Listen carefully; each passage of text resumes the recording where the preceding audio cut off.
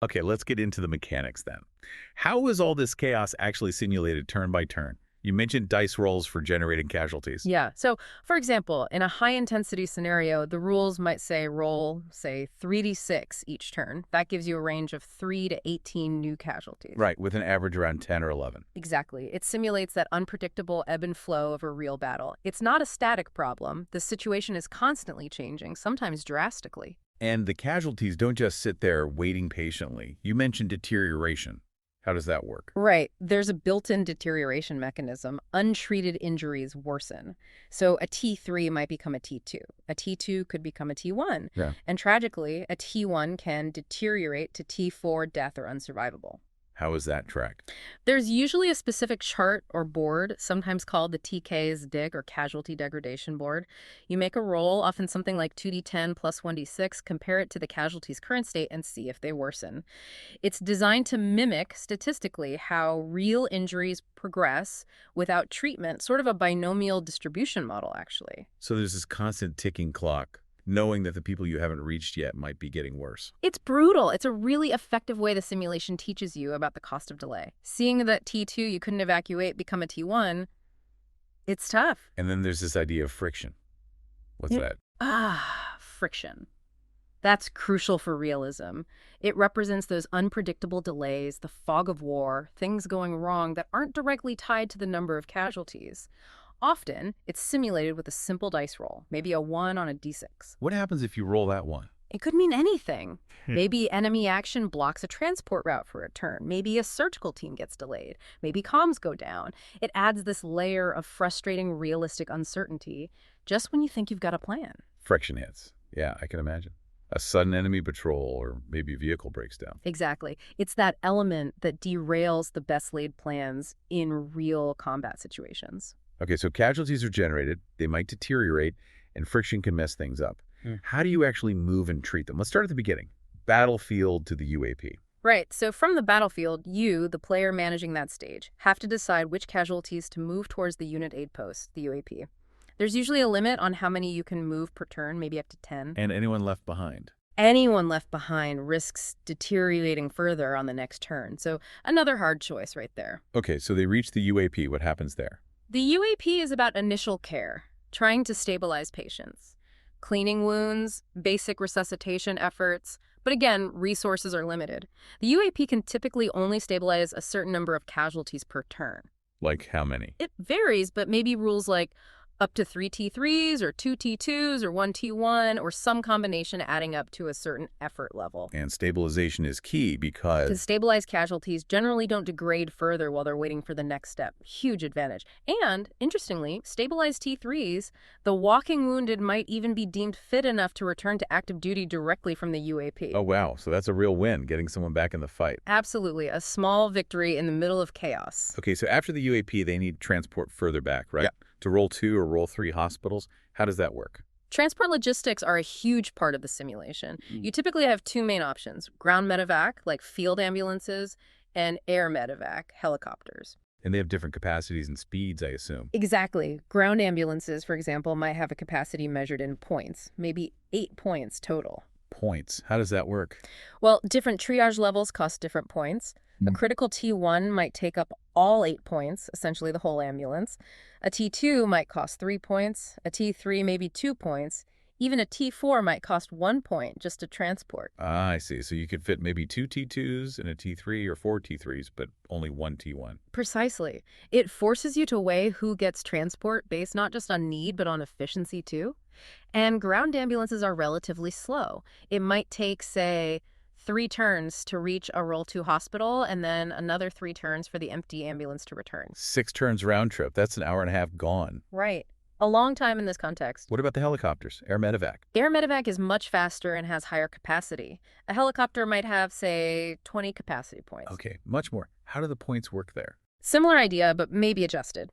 A T1 might cost 10 points, T2 maybe 3, T3 2, T4 1 point. So you could potentially fit 2 critical T1s or a whole bunch of less severe cases. And the speed. Much faster. Usually just 1 turn to reach a Roll 3 hospital. They typically bypass Roll 2 and 1 turn to return. So only 2 turns round trip.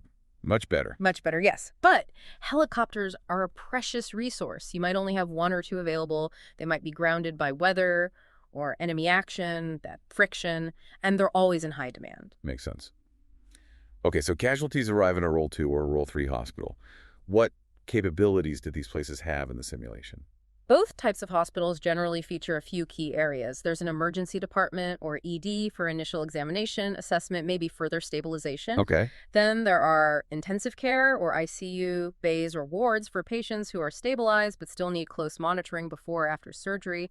And critically, both have operating theaters, or ORs. How many surgical teams are we talking? That's a key limitation. Often, the simulation gives you a fixed number, maybe 4 surgical teams across both Role 2 and Role 3, or maybe allocated specifically. And they can only do one surgery at a time, obviously. Right, and surgery takes time. Yes. Surgery time is tracked, often with counters. The time needed depends on the casualty's triage level and maybe the specific type of wound. A complex T1 surgery will take much longer than patching up a T3. And is success guaranteed once they're in surgery? Not at all. That's another layer of realism and potential heartbreak. Getting a patient to surgery isn't the end. Success often requires a dice roll. Really? How does that work? For example, a T1 might need a roll of 5 or 6 on a standard 6-sided die to succeed. A T2 might need a 4, 5, or 6. A T3 might only need a 3 through 6. It reflects the inherent risks and challenges of performing complex surgery under battlefield conditions. The simulation designers actually mention this often mimics a log normal distribution seen in real outcomes. So even after all that effort getting them off the battlefield through the UAP, transported into the OR, they might still not make it. Exactly. It reflects the harsh realities. Outcomes are never certain, especially for the most critical T1 cases. Okay, so assuming surgery is successful, what happens then? Post-surgery, patients move to recovery beds or wards. Again, there's a limited number. Role 2 might have, say, 12 recovery beds, while the larger Role 3 might have 24. They stay there for a certain number of turns to recover before being considered fully treated by the simulation's objective. And what about the T4s, the ones who died or were deemed expectant? T4 casualties that reach the Role 3 hospital or are designated T4 there often automatically move to a specific graveyard board. A graveyard board. Yeah, it's a designated space to track the unfortunate outcomes.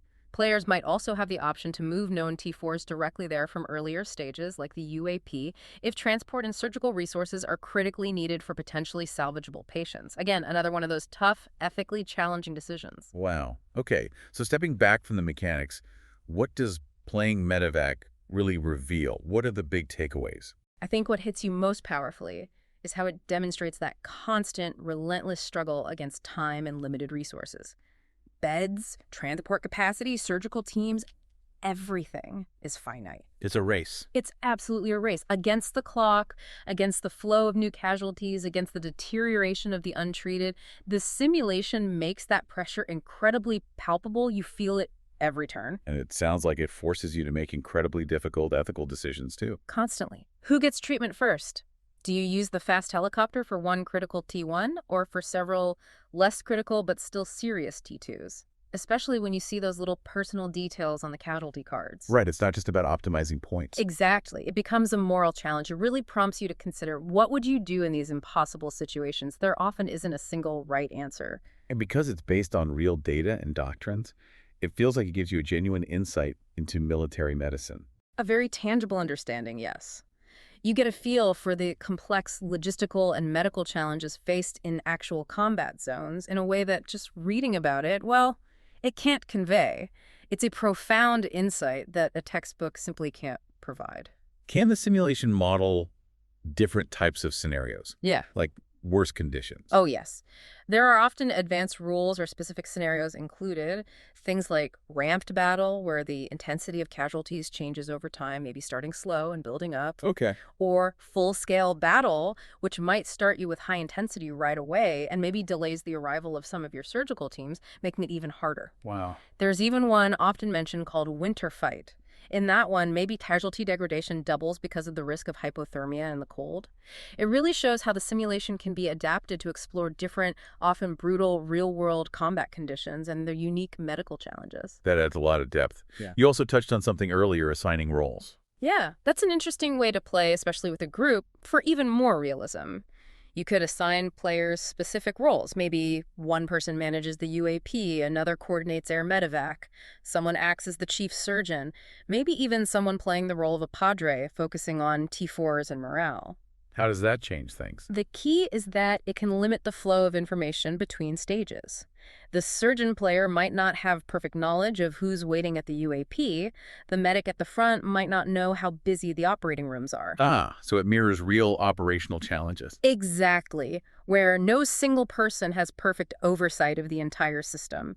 It highlights how crucial communication, coordination, and trust between the different elements of the chain really are. So as we sort of wrap up this deep dive then, it's clear Medevac isn't just a game. It sounds like an incredibly immersive simulation. It really is. It distills these incredibly complex, real-world challenges into an interactive format. And it offers this unique and I imagine quite powerful window into the life and death decisions that are made constantly in battlefield medicine.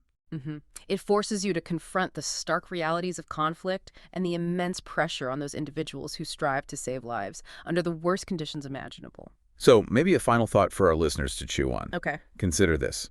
In any high-stakes environment, could be medicine, could be disaster response, could even be business where resources are scarce and time is absolutely critical. What does a simulation like Medevac teach us? What does it teach us about the true, sometimes hidden cost of delays? About the profound impact of how we choose to prioritize? And maybe most importantly, about that often unseen friction, the unexpected problems, the communication breakdowns that can derail even the best laid plans, even when everyone's intentions are absolutely the best.